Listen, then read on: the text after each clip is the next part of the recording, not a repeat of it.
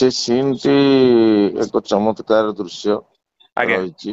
ଆଜ୍ଞା ଶ୍ରୀ ଜଗନ୍ନାଥଙ୍କର କଥା ରହିଛି ତା ଭିତରେ ଏବଂ ଯୋଉ କଳାକାର ମାନେ ସେତେବେଳେ ମଞ୍ଚରେ ଥିଲେ ସେମାନେ ମାନେ ପ୍ରଚଣ୍ଡ ନିଖୁଣ ଅଭିନୟରେ ଦର୍ଶକଙ୍କୁ ମନ୍ତ୍ରମୁଗ୍ଧ କରିଛନ୍ତି।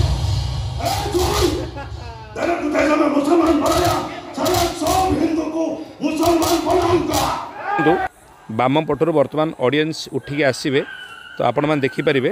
ବର୍ତ୍ତମାନ ଆମର ଲେଫ୍ଟ ସାଇଡ୍ ମାନେ ପେଣ୍ଡାଲର ରାଇଟ୍ ସାଇଡ୍ ଦେଖନ୍ତୁ ସପ୍ତ ଗୋଇଠା ନବଘୋଷକୁ ମାଡ଼ ମାରିଛନ୍ତି ସିଧାସଳଖ ଚେୟାର ମଧ୍ୟ ଉଠାଇଛନ୍ତି ଅଡ଼ିଏନ୍ସ। ବହୁତ ଦୁଃଖ ଆକ୍ଚୁଆଲି ବହୁତ କଷ୍ଟ।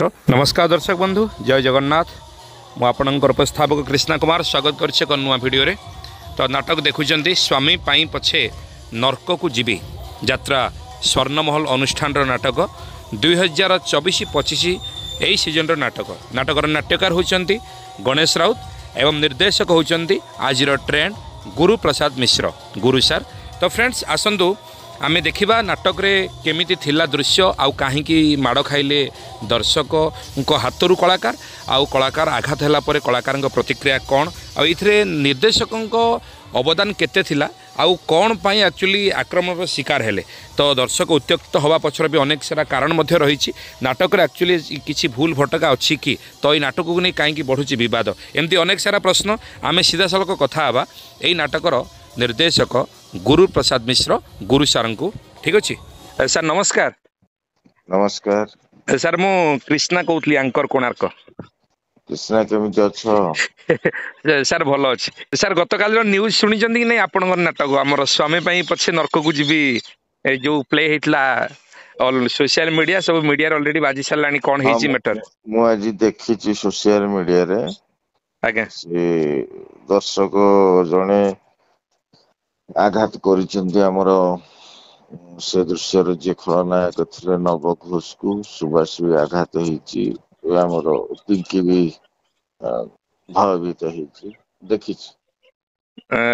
ସାର୍ ଜଣେ ଡିରେକ୍ଟର ହିସାବରେ କହିବେ ତ ଆକ୍ଚୁଆଲି ସିନ୍ ଯେତେବେଳେ ଅଡ଼ିଏନ୍ସ ପୁରା ଉତ୍ତ୍ୟକ୍ତ ହେଇକି ମଞ୍ଚକୁ ଚଢ଼ିଲେ ତାପରେ ଜଣେ କଳାକାରକୁ ଆଘାତ କଲେ, ତ ଏମିତି କ'ଣ ଥିଲା ସେଇ ସିନ୍ରେ ଯୋଉଥିପାଇଁ କି ସେ କଳାକାର ମାନେ ଆକ୍ରମଣର ଶିକାର ହେବାକୁ ପଡ଼ିଲା? ସେ ସିନ୍ ଟି ଏକ ଚମତ୍କାର ଦୃଶ୍ୟ ଆଜ୍ଞା ରହିଛି। ଆଜ୍ଞା ଶ୍ରୀ ଜଗନ୍ନାଥଙ୍କର କଥା ରହିଛି ତା ଭିତରେ ଏବଂ ଯୋଉ କଳାକାର ମାନେ ସେତେବେଳେ ମଞ୍ଚରେ ଥିଲେ ସେମାନେ ମାନେ ପ୍ରଚଣ୍ଡ ନିଖୁଣ ଅଭିନୟରେ ଦର୍ଶକଙ୍କୁ ମନ୍ତ୍ରମୁଗ୍ଧ କରିଛନ୍ତି। ତେଣୁ ଯୋଉ ଦର୍ଶକ ଜଣକ ଉଠି ଆସିଲେ ପ୍ରକୃତରେ ସିଏ ଉଠି ନାହାନ୍ତି, ସିଏ ଏକ୍ସାଇଟେଡ ହେଇକି ମାନେ ଏତେ ଇମୋସନ ହେଇଯାଇଛନ୍ତି, ସିନ୍ ଭିତରେ ପଶି ଯାଇଛନ୍ତି, ଏତେ ଏକ୍ସାଇଟେଡ ହେଇଯାଇଛନ୍ତି। ସେ ହଠାତ୍ ନହେଲେ ନବ ବାବୁ ଯିଏ ଯାହାଙ୍କୁ ଆଘାତ ଦିଆଗଲା ସେ କ'ଣ ତାଙ୍କର ଶତ୍ରୁ ନା ସେ ତାଙ୍କୁ ଚିହ୍ନିଛନ୍ତି ନା ଜାଣିଛନ୍ତି ହେଲା। କିନ୍ତୁ ଆଜ୍ଞା ସବୁ ପରେ ମୁଁ କହିବି, ଏତିକି କହିବି, କଳାକାର ମାନଙ୍କୁ ମଞ୍ଚ ଉପରେ ଭରପୁର ସ୍ୱାଧୀନତା ଦିଆଯାଉ, ସୁଯୋଗ ଦିଆଯାଉ ଆଜ୍ଞା ଆଉ ସେମାନେ ତାଙ୍କର ଅଭିନୟକୁ ଜୀବନ୍ତରୁ ଆହୁରି ଜୀବନ୍ତ କରିଦିଅନ୍ତୁ।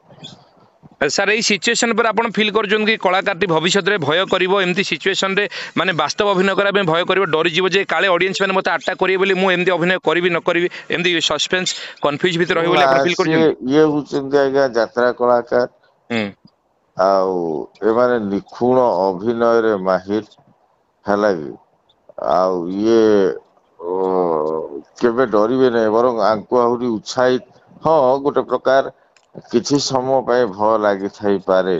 ମୁଁ ତ କଥା ହଉଥିଲି ଆମର ଯୋଉ କଳାକାର ଆଘାତ ହେଇଛନ୍ତି ନବ ଘୋଷ, ଆଜ୍ଞା ସେ ବହୁତ ମାନେ ଦିଟା କଥା ହଉଛି, ସେ ଖୁସି ଅଛନ୍ତି ଆଜ୍ଞା ଏବଂ ଦୁଃଖୀ ମଧ୍ୟ ଅଛନ୍ତି। ଦୁଃଖୀ ଏଇଥିପାଇଁ ଅଛନ୍ତି କାଲି ସକାଳ ଆଜି ସେ ଯୋଉ ଗୋଇଠା ମାରିଲେ, ଯଦି ସିଏ ଅଲଗା କୋଉଠି ବାଜି ଯାଇଥାନ୍ତା ବା ସେ ଯୋଉ ଇମ୍ବାଲାନ୍ସ ହେଇକି ଲାଇଟ ରେ ବାଡେଇ ହେଲେ ଆମେ ଦେଖୁଛୁ ପିକ୍ଚରରେ, ଆଜ୍ଞା ଯଦି ଅଲଗା କିଛି ହେଇଥାନ୍ତା ତାହେଲେ ବହୁତ ବଡ କଥାଟେ ହେଇଯାଇଥାନ୍ତା।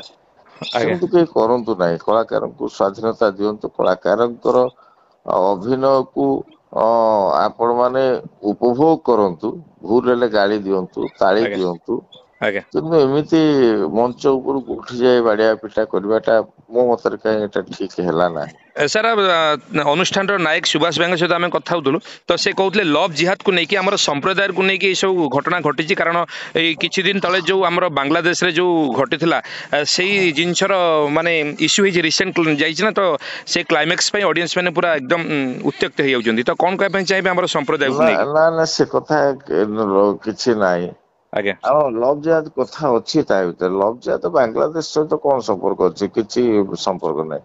ଆଚ୍ଛା କିନ୍ତୁ ଲଭ୍ ଜେହାଦ ଅଛି ଯେତେବେଳେ ମାନେ ଲଭ୍ ଜେହାଦ ସହିତ ଗୋଟେ ବଡ କଥା ଅଛି, ଆଉ ପୁରୁଣା କାଳରେ ଯୋଉ ଆମର ଥିଲେ ସବୁ ମୋଗଲ ଶାସକ ମାନେ, ଆପଣଙ୍କର ସେ ରକ୍ତ ବାବୁ ହୁଅନ୍ତୁ ବା କଳା ପାହାଡ ହୁଅନ୍ତୁ, ମାନେ ସବୁବେଳେ ଜଗନ୍ନାଥଙ୍କୁ ମାନେ ନିଚା ଦେଖେଇବା ପାଇଁ ଚାହିଁଛନ୍ତି।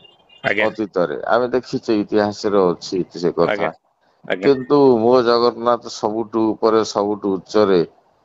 ସେ ଆକାର ସାକାର ପ୍ରକାର ବହୁକାର ନିର୍ବିକାର ସ୍ତମ୍ଭକାର ଯାହାବି ଆପଣ କହିପାରିବେ, ମୋ ଜଗନ୍ନାଥ ସେଇଆ। ତ ଆଜ୍ଞା ସେମାନେ ଏଇ ଯୋଉ ସେ ନାଟକରେ ଗୋଟେ ଦୃଶ୍ୟ ଅଛି, ଯୋଉ ଦୃଶ୍ୟ ଘଟଣା ଘଟିଛି ହୁଁ ହୁଁ ହୁଁ ଯେ ସୁଭାଷ ବାବୁ ଜଣକୁ ଭଲ ପାଇଛନ୍ତି, କିନ୍ତୁ ତା ଜାତି ଜାଣିନାହାନ୍ତି ଝିଅଟା। ହଁ ହଁ ହଁ ସିଏ ଯେ ତାଙ୍କୁ ନେଇଗଲା ବେଳେ ସିଏ ଦେଖୁଛି ଏଇଟା ହଉଛି ଗୋଟେ ମୁସଲମାନଙ୍କର ଘର, ହେଲା କି? ଆଜ୍ଞା ସିଏ ବିରୋଧ କରୁଛନ୍ତି ଯେ ତମେ ତ ମତେ କହିପାରିଥାନ୍ତ ତମର କୋଉ ଜାତି କଣ ନାଇଁ। ମୁଁ ଗୋଟେ ବ୍ରାହ୍ମଣ ଘରର ପିଲା, ମୁଁ ଏଇ ସବୁ ଗ୍ରହଣ କରିବି ହଁ ହଁ ନାହିଁ, ହେଲା ଆଜ୍ଞା କି? ଆଜ୍ଞା ସେମାନେ ତାକୁ କହୁଛନ୍ତି ଆମେ ତମକୁ ଏଇଥିପାଇଁ ଆଣିଛୁ ଯେ ଆ ଜଗନ୍ନାଥଙ୍କୁ ନିଚା ଦେଖେଇବା ପାଇଁ ସେ ଆଣିଛନ୍ତି, ହେଲା କି? ଆଜ୍ଞା କିନ୍ତୁ ଜଗନ୍ନାଥକୁ ସିଏ କଣ, ସୃଷ୍ଟିରେ ତ କେହି ନିଚା ଦେଖିପାରିବେନି, ସିଏ କଣ ଦେଖେଇବେ?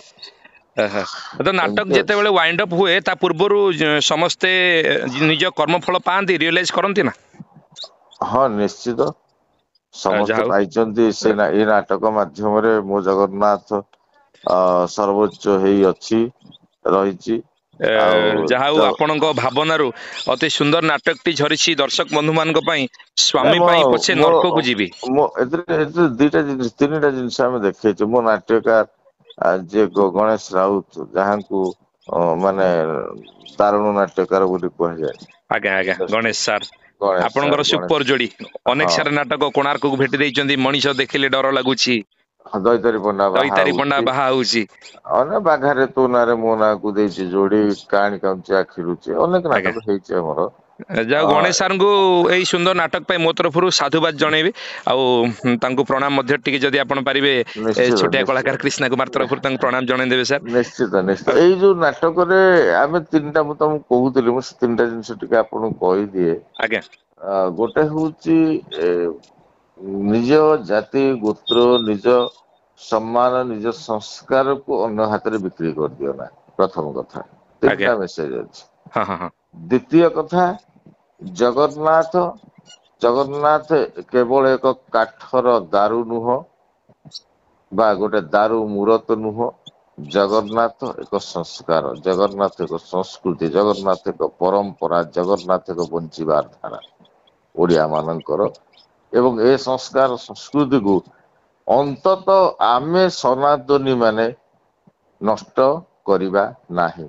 ଏ ୱାହ ପ୍ରକାର କଥା ଅଛି, ଆଜ୍ଞା ହେଲେ ହଁ ଅନ୍ତତଃ ହଁ ହଁ ହଁ ଅନ୍ୟ କିଏ ଗ୍ରହଣ କରୁ ନ କରୁ, ଆମେ କାହାକୁ ବାଧ୍ୟ କରିବାନି। ଆଜ୍ଞା କିନ୍ତୁ ଅନ୍ତତଃ ଆମେ ଯେତିକି ସନାତନ, କାରଣ ଆମେ ଦେଖୁଛେ ଆଜ୍ଞା ଆମ ଭିତରେ ବିଭେଦ ରହିଛି ବୋଲି, ଆମ ଭିତରେ ପାର୍ଥକ୍ୟ ସନାତନୀଙ୍କ ଭିତରେ ରହିଛି ବୋଲି, ଅନ୍ୟମାନେ ଆମ ଭିତରେ ପଶିବା ପାଇଁ ସୁଯୋଗ ପାଉଛନ୍ତି।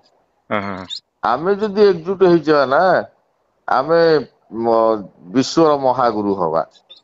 ଆଜ୍ଞା ଇଏ ହେଲା ଦ୍ଵିତୀୟ କଥା। ଆଜ୍ଞା ତୃତୀୟ କଥା, ଗୋଟେ ସ୍ତ୍ରୀ ର କେତେ ଡେଡିକେସନ ଅଛି। ସିଏ କେତେବେଳେ ମା, କେତେବେଳେ ଯୋଉ ଭଗିନୀ, କେତେବେଳେ ଜାୟା, ଏ ସବୁ ଏ ନାଟକ ମାଧ୍ୟମରେ ଆମେ ଦେଖିବାକୁ ପାଇବା। ଗୋଟେ ନାରୀର ତିନି ରୂପ, ଜାୟା, ଜନନୀ, ଭଗିନୀ କି ଯାହାକୁ ତାଙ୍କର ସ୍ଵର୍ଣ୍ଣ ମହଲ ଅପେରାର ନାୟିକା ଭାବନା ମ୍ୟାଡାମ, ସିଏ ତାକୁ ନିଖୁଣ ଭାବରେ ଅଭିନୟ କରୁଛନ୍ତି, ହେଲା କି? ଏଇ ଆଜ୍ଞା ଯୋଉ ତିନିଟା ଜିନିଷ ଭିତରେ ସବୁଠୁ ବଡ କଥା ହଉଛି ଯେ ଆମେ ଜଗନ୍ନାଥ ହିଁ ଜଗନ୍ନାଥର ଶରଣାପନ୍ନରେ ରହିଥିବା ସମସ୍ତ ସନାତନୀ ଏକ ହବା। ସାର୍ ନାଟକ ମଞ୍ଚସ୍ଥ ହେବା ପରେ ଆପଣ କେବେ ଦର୍ଶକ ମହଲରୁ ବସିକି ଯାତ୍ରାକୁ ସାମ୍ନାରୁ ଦେଖିଛନ୍ତି? ନା ମୁଁ ଏ ବର୍ଷ ସୁଯୋଗ ପାଇନାହିଁ। ଅଛି ମୋ ପାଖରେ ଘର ପାଖରେ କ୍ୟାମ୍ପ ରହିଛି, ସେ ଆଜ୍ଞା। କ୍ୟାମ୍ପକୁ ଯିବି ଦେଖିବି ମୂଳରୁ ଶେଷ ପର୍ଯ୍ୟନ୍ତ। ତ ନିଶ୍ଚିତ ଭାବେ ଦେଖିବି। ସର୍ବପରିଶେଷରେ ଯାତ୍ରାକୁ ଭଲ ପାଉଥିବା ସ୍ପେଶାଲି ଯେଉଁମାନେ ନାଟକକୁ ଅଧିକ ଭଲ ପାଉଛନ୍ତି, ମଞ୍ଚାଭିମୁଖ ହେଉଛନ୍ତି, ସେମାନଙ୍କ ପାଇଁ ସାର୍ ପଦେ ମୁଁ ଗୋଟିଏ କଥା କହିବି, ଆପଣ ମାନେ ମଞ୍ଚ ତଳେ ଟିକେଟ କାଟିକିରି ନାଟକ ଦେଖୁଛନ୍ତି, ଆପଣ ମାନେ ହଉଛନ୍ତି ଆମର ଭଗବାନ। ଆପଣ ମାନଙ୍କୁ ମନୋରଞ୍ଜନ ଦବା ପାଇଁ, ଆପଣ ମାନଙ୍କୁ ସଚେତନ କରିବା ପାଇଁ କଳାକାରଟିଏ ମଞ୍ଚ ଉପରେ ବହୁ ପ୍ରକାର ଅଭିନୟ କରୁଛି। ଆପଣ ତା ଅଭିନୟକୁ ଦେଖନ୍ତୁ। ଭଲ କରୁଥିଲେ ଖୁସି ହୁଅନ୍ତୁ, ମନ୍ଦ କରୁଥିଲେ ଗାଳି ଦିଅନ୍ତୁ, କିନ୍ତୁ ଏମିତି ଘଟଣା ଘଟାନ୍ତୁନି ଯାହା ଦ୍ୱାରା ତାର କ୍ଷତି ହବ। ସାର୍ ବହୁତ ବହୁତ ଧନ୍ୟବାଦ ଆଜି ସମୟ ଦେଇଛନ୍ତି। ଆପଣଙ୍କ ସବୁ ନାଟକରେ ଅନେକ ସାରା ରହିଛି ମେସେଜ, ଯାହାର ଜ୍ୱଳନ୍ତ ଉଦାହରଣ ଆମ କୋଣାର୍କ ଗଣନାଟ୍ୟର ଏହି ବର୍ଷର ମୋ ହସ ଋତୁ ଲୁହ ଋତୁ ଗତ ବର୍ଷ ସେଇ ଜଗନ୍ନାଥ ସଂସ୍କୃତି ଉପରେ ଆଧାରିତ ଥିଲା। ସେଇ ଗୋଟିଏ ଭୁଲ ପାଇଁ ଅଡ଼ିଏନ୍ସ ମାନେ ଅଲରେଡ଼ି ଦେଖିସାରିଛନ୍ତି। ଆଉ ଏ ବର୍ଷ ଆପଣଙ୍କର ସବୁ ନାଟକ ହିଟ୍ ହଉ, ସବୁ ଅନୁଷ୍ଠାନର ନାଟକ ନିଶ୍ଚିତ ଭାବରେ ଅଡ଼ିଏନ୍ସ ମାନଙ୍କୁ ଆଦୃତ କରୁ। ସାର୍ ବହୁତ ବହୁତ ଧନ୍ୟବାଦ ଆଜିର ଏହି ମୂଲ୍ୟବାନ ମତାମତ ପାଇଁ। Sir thank you so much. ଧନ୍ୟବାଦ ନମସ୍କାର ସାର୍, କୃଷ୍ଣା, ଜୟ ଜଗନ୍ନାଥ।